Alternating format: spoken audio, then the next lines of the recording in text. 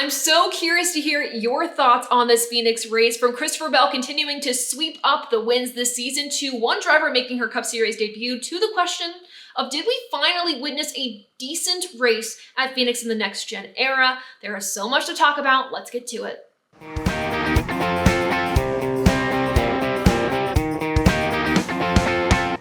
Hey everyone, it's Taylor Kitchen and welcome back to Above the Yellow Line. Before we get into the video talking about the Phoenix race, make sure to follow our channel and turn on the notification bell so you know when we post. This race came down to a photo finish between two teammates, Christopher Bell and Denny Hamlin, and as the storybook just kind of writes itself sometimes, Christopher Bell gets his third race win in a row, the first driver to win 3 in a row since Kyle Larson in 2021, and the first driver in the Gen 7 era to win 3 races in a row, period. This 20 team is absolutely insane right now. I talked to Christopher Bell after the Atlanta race, and he was like, that's not one that we had circled on our calendar. We had CODA circled just to get redemption after what happened in 2024, and obviously, as we know, they did, but he seemed so much more confident and energetic going into this season, and I talked to him about that, and it seems that the racing he did during the offseason really helped him a lot to go into this season with a lot of good energy. And so seeing him go into this year and just knocking out these wins has been awesome to see. Christopher Bell tends to be a under talked about driver, as I'm going to call it. I don't think he's an underdog, but nobody really brings him into the picture as much as he should until somehow, some way, he's in the championship four fighting for a championship. So he's making his presence known early in the season, which can be a little dangerous sometimes to the competitors, but he's making his presence known. And from him, Adam Stevens, everybody working on this 20 car, they're doing an excellent job. And to think, we're going to Vegas next week. He has a legitimate shot to win that one too. So could we see 4 wins in a row for Christopher Bell? I don't know. You're going to have some luck involved, but also knowing the strength of this 20 team right now, I don't think it's impossible to see him in victory lane this coming weekend at Vegas. So we will have to see, but I will leave it there. Christopher Bell, fantastic job for that team this weekend, consistently in contention during the entirety of the race, and did a fantastic job on that final restart. That was a result of a caution with 8 to go. It brought the green flag back out with 2 to go. But this race was messy. Speaking of that caution, there were 10 cautions total. I thought a lot of them would maybe be due to these option tires, which we'll talk about in a little bit, but they actually lasted longer in these runs than I anticipated them to. But the cautions came out due to maybe drivers getting loose on track and perhaps brake rotor issues. We continue to see this at Phoenix Raceway for the Toyotas. This time it was Ty Gibbs, and Ty Gibbs, my God, he's had an awful season so far, but also a awful last 8 race. He has not finished better than 15th in the last 8 races. And for somebody who we know can drive the wheels off of these cars, it sucks to see that his equipment or just his performance has not lived up to where we expected it to. So that's been unfortunate there. And then you have Bubba Wallace, who we thought had a tire go down, which was why he got into the wall, but he confirmed after the race that brake rotor, it blew, and that caused him to not finish this event. So hopefully Toyota can figure this out, because I hate to see it so early in the season at this race in Phoenix, knowing that they've had issues like this before in the championship race.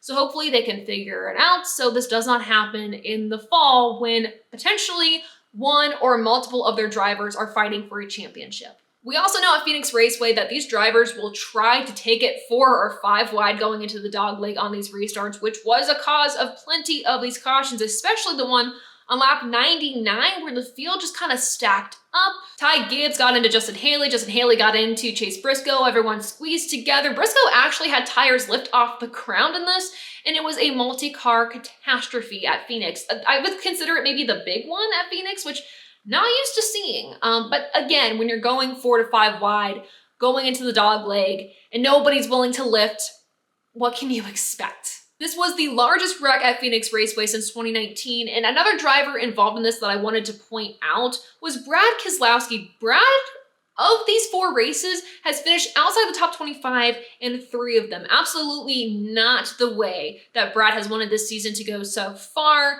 Luckily, though, his teammates seem to have a much better day, with Ryan Preece making some waves during the race, and same with Chris Buescher. Let's take a look at your top 10, though. Of course, you know, first and second are taken by Christopher Bell and Denny Hamlin. Third was Kyle Larson. Fourth, Josh Berry. It has been so good to see that 21 car in contention this season all across the board. And I think a lot of us were like, okay, once we end up getting to Phoenix and these normal like intermediates, that 21 car is kind of going to fall back to where we're used to seeing it, like mid-pack, back of the pack. But Josh Berry's a wheelman. And I don't want to throw this out too early because I know this was the first like real racetrack that we've gone to this season, but he did such an incredible job this entire race, constantly in contention inside the top 10. So very happy to see that 21 car finish inside the top 5, finishing in 5th. Like I said, the 2 other RFK cars had pretty decent days. 5th place goes to Chris Buescher. William Byron finished this race in 6th, 7th Alex Bowman, 8th Kyle Busch, 9th Zane Smith. This is Zane's first top 10 finish of the season, and rounding out the top 10, Chase Elliott. So all Hendrick Motorsports drivers fighting back from adversity in this race, all of them to finish inside the top 10. So fantastic, especially to know that they've struggled at Phoenix in the fall. I know sometimes what you do at Phoenix in the spring doesn't translate to the fall, as we've seen with Hendrick Motorsports in the past, but hopefully this is a sign or a step in the right direction for them. So when the championship race does happen, they're going to be in a better spot than they have been in the past. Now, before we move on to talk about the option tire and Katherine Legge's Cup debut, I wanted to just quickly highlight Spire Motorsports. They were looking to have a killer weekend with all drivers qualifying inside the top 10. And then unfortunately, even before the race went green, they found issues with the steering rack of Michael McDowell's car. They had to replace that, so he had to start at the back of the pack. And then in the multi-car incident, that took out Justin Haley and Carson Hocevar. And from there, things just practically unraveled for that team. On a positive, though, they have top 10 qualifying speed at these more normal tracks, which I can appreciate, and hopefully that carries forward. And we've seen fantastic speed from Carson Hocevar and Michael McDowell this season so far. Justin Haley, hit or miss so far this season, but we know that Spire Motorsports has speed, and I'm excited to see them build off of that as the season continues. Now let's get into the option tire talk. I have some thoughts on this, and I know you guys probably do too, so leave them in the comments below. But I think back to how the option tire was utilized at the races last year. I think about Daniel Suarez leading 93 laps at Richmond last year, and I was like, oh my God, this option tire has literally saved Richmond. Unfortunately, it didn't save its second date on the schedule. Nevertheless, it was a fantastic product. And I was like, okay, if the option tire can save the product that we see at Richmond, then surely it can save the product that we see at Phoenix. And I kind of think it did. The option tire throws such a wrench into strategy, and if a driver makes a mistake or something like that, it can aid them in getting back to the front of the field. For instance, Joey Logano, during one of the early restarts in the race, he had a violation where he dipped below that yellow line before he crossed the start-finish line. He had to serve a penalty, and he had to work his way back through the field. Well, at that point, they decided to put the option tires on his car, and he was able to make his way back to the front.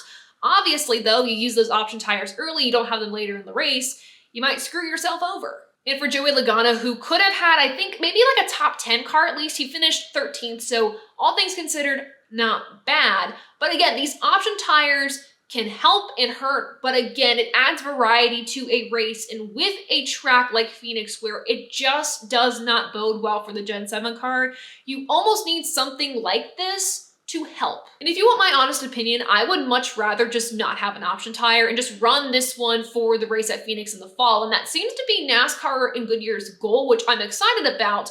And I think this is a great place to start. The issue I saw with this tire, we expected it to only last maybe 40 laps, and it was lasting like 80 laps, over 80 laps. And I'm like, okay, so clearly it's not wearing the way we thought it would when we practiced on it, when we did tire tests. So my thought process is maybe NASCAR, Goodyear, fantastic place to start, but maybe they need to go back to the drawing board and make the compound just a little bit softer, so in race conditions, there is more variety with this tire. There is more of a loop thrown to these drivers saying, shoot, you know what, it's not going to last double the amount of time that we expected. I think a softer tire compound would throw such a cool curveball and strategy for these drivers in the championship race.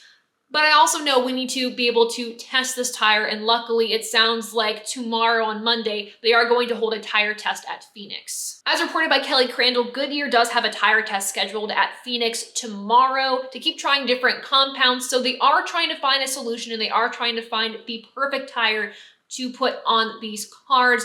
Again, a great step in the right direction from Goodyear and NASCAR, as I think this tire produced some more exciting racing. Obviously, it's hard to tell what these tires can do solely on their own, as we did have a mixed strategy of the primary tire and the option tire.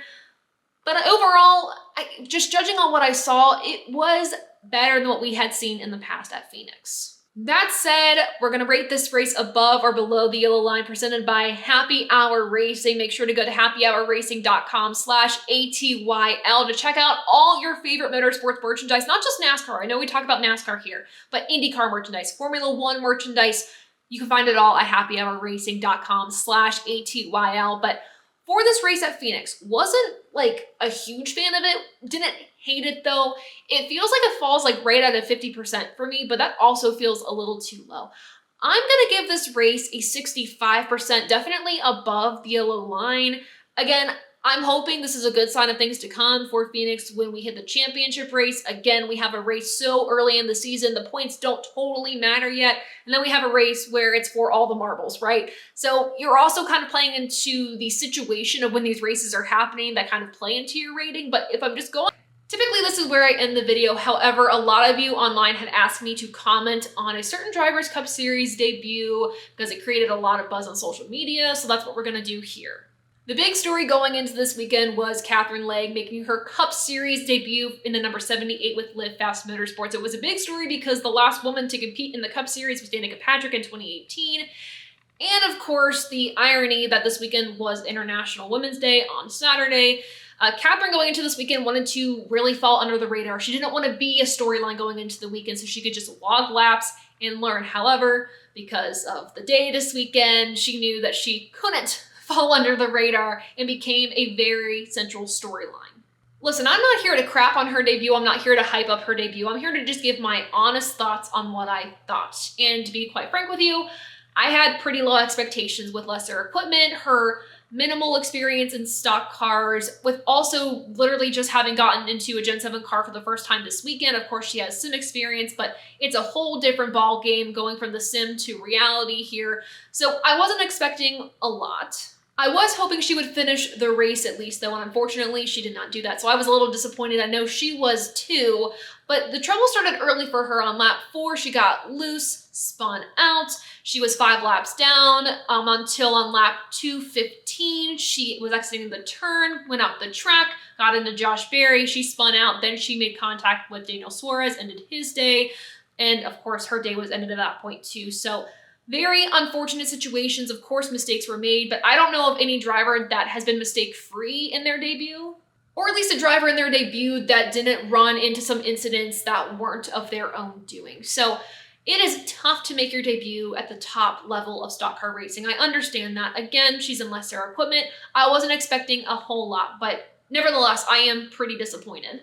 But her goal going into this race, though, was to log laps and learn a lot to take with her into hopefully another Cup Series start at some point. And she definitely did learn a lot. Listen, I know she's getting a lot of crap online for her debut. Heck, she was getting a lot of crap online before the green flag even dropped. And I had made a comment on social media talking about how she was kind of in a groove before, that caution came out with Josh Berry, and everyone was like, L-take, she wasn't in a groove. What groove are you talking about? I'm like, you could be 5 laps down, but be logging laps and running consistent lap times. That to me is finding a groove. When you are logging consistent lap times, you aren't running into mistakes, and you're doing semi-decent. I don't think that's an L-take at all. I think she was finding her groove for where she was in the race. So not an L-take at all, but I was pretty disappointed to see all the negativity revolving around her simply just making her start in the Cup Series. Now, I know a lot of this is likely because of the Mike Wallace situation, which I think it's kind of crazy to compare the two, considering I think the Mike Wallace situation was a just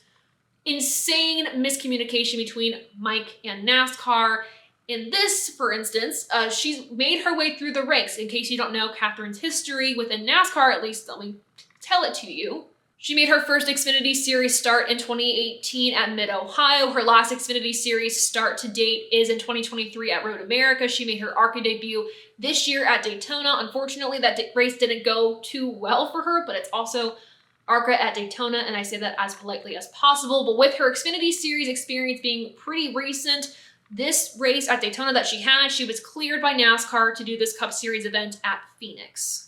And outside of NASCAR, she has an extensive racing background, from dirt tracks to asphalt tracks, from open wheel cars to sports cars and IMSA, for instance. And I believe 93 starts, she has 11 podiums, 4 wins. She is super, super experienced behind the wheel.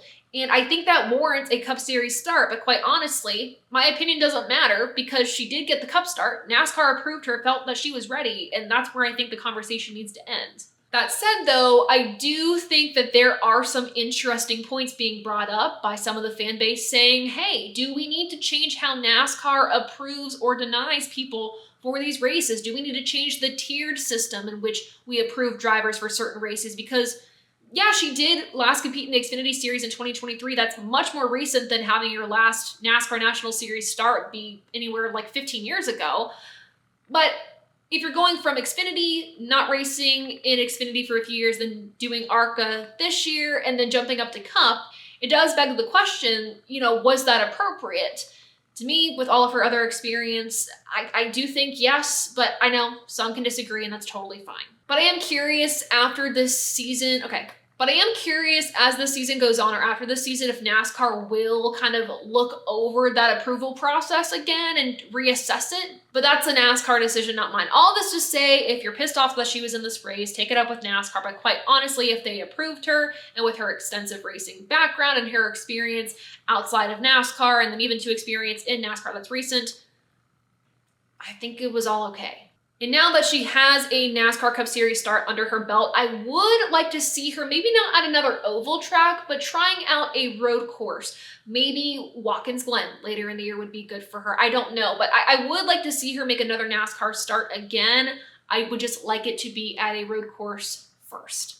I feel like every one of my videos needs to have like a rant section to it. I don't know, comment below if you want to see that or not. We'll figure it out in the future. But guys, this has been Above the Yellow Line. Thank you all so much for tuning into this episode, and thank you to Happy Hour Racing for partnering with all of us at ATYL Media this year. So excited to have them supporting us. Make sure again to go to happyhourracing.com/ATYL to check out the coolest motorsports merchandise ever. And of course, make sure to follow us on socials that can be found at abovetheyellowline.com or the link in the description below. Thanks so much for tuning in and for the support. Until next time, I'll see ya. Bye.